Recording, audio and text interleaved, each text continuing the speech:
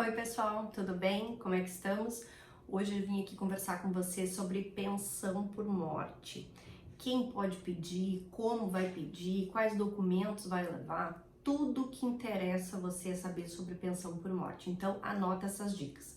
Mas antes eu quero te convidar a se inscrever no meu canal, ativar o sininho das notificações e aí ficar por dentro e ligado de todos os vídeos que a gente vai postar aqui. Então, esse Instituto da Pensão por Morte, que é tão importante, dentro do INSS, do Regime Geral de Previdência Social, quem é que pode pedir a pensão por morte? Bom, quem pode pedir a pensão por morte são os beneficiários dessa pensão, desse segurado, tá? E quem são esses beneficiários? São os filhos até 21 anos de idade recebem a pensão. Se caso forem inválidos, vão receber de forma vitalícia.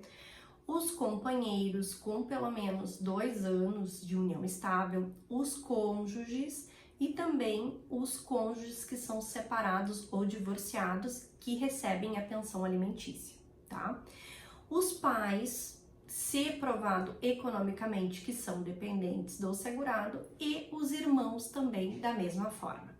Só que pais e irmãos somente recebem se não existir a primeira classe, que seriam os filhos e os cônjuges, tá bom? Em relação à questão do tempo, tá?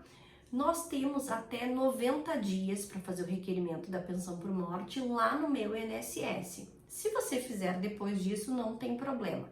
A única situação é que, se você fizer até 90 dias do óbito, você vai receber o benefício desde a data do óbito. Se você optar em fazer esse requerimento posterior aos 90 dias, você vai receber desde a data da DER, que é a data do requerimento administrativo. E mais uma outra dica, o INSS ele tem até 45 dias para analisar esse benefício. Se ele não der uma resposta desse pedido administrativo, eu vou contar lá no final do vídeo o que você tem que fazer para destrancar o seu processo administrativo. Antes disso, nós vamos conversar mais um pouquinho sobre a pensão por morte e os seus requisitos. Se você for companheiro, hoje o companheiro não precisa mais fazer a prova da dependência econômica. Então, o que ele tem que provar? Ele tem que provar a existência dessa união estável. E essa união estável, ela pelo menos tem que ser duradoura e de no mínimo 2 anos. Se for menor do que 2 anos, não é que não vai ser aceito pelo INSS, mas você vai receber apenas 4 meses de valor de benefício, tá? 4 meses de benefício, salário de benefício. Se caso tiver, então, uma união de 2 anos, tá? Uma união estável de 2 anos, então, você vai fazer a prova disso. Quais são os documentos que eu provo a minha união estável? Você deve estar perguntando.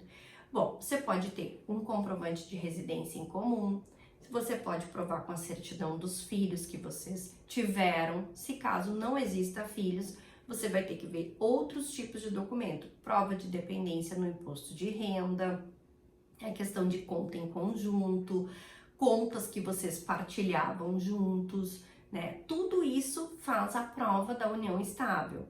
Além disso, é possível também produzir uma documentação especial em cartório, em tabelionato, para fazer a prova de que essa união estável existiu. Se caso você não tenha feito em vida, é possível também de fazer ela pós-morte, tá? Bom, outras questões também relevantes a respeito da pensão por morte. Pensão por morte é um assunto que dá muito pano para manga, a gente tem muita coisa para conversar. Mas a pensão por morte, ela não é mais vitalícia. Como assim, doutora? Como assim não é mais vitalícia? Antes ela era vitalícia? Sim, antes. Em 2015, a lei foi alterada e com isso a pensão por morte passou a não ser mais vitalícia. Quando que ela é vitalícia? Quando o cônjuge ou companheiro, na data do óbito, tiver mais do que 44 anos. Antes disso, o INSS fez um escalonamento na data do óbito e na data, a idade do cônjuge. Então, vamos lá. Vamos tomar nota, porque essa aqui é uma tabela que você precisa saber. Se caso você tiver 21 anos na data do óbito do seu companheiro. Você vai receber apenas 3 anos de pensão alimentícia, de pensão por morte, desculpa. Se você tiver de 21 a 26 anos, você vai receber 6 anos de pensão por morte. Se você tiver 27 a 26, vai ser 10 anos. Se você tiver 30 a 40, vai ser 15 anos. E se você tiver de 41 a 43, é 20 anos. E acima de 44, daí sim é vitalício. É realmente essa salada de fruta que vocês estão vendo aqui.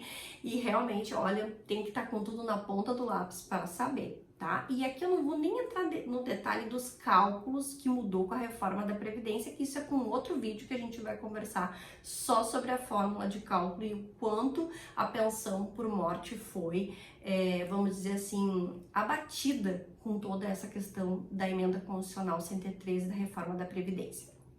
Uma coisa muito importante também de se referir é os requisitos. Quais são os documentos que eu preciso para poder encaminhar a pensão por morte? A certidão de óbito, obviamente, e também a prova da qualidade de segurado, tá? Que o segurado precisa pelo menos ter uns 18 meses de contribuição, ou então ele pode estar naquele período de graça. O que é o período de graça? Aquele período em que ele, por exemplo, está desempregado, não está mais contribuindo, mas ainda está sob o amparo do INSS, que esse período de graça pode ser estendido aí até uns 36 meses da última contribuição, tá bom? Se caso ele tiver menos do que 18 meses de contribuição, a pensão por morte vai ser concedida até 4 meses apenas de salário de benefício.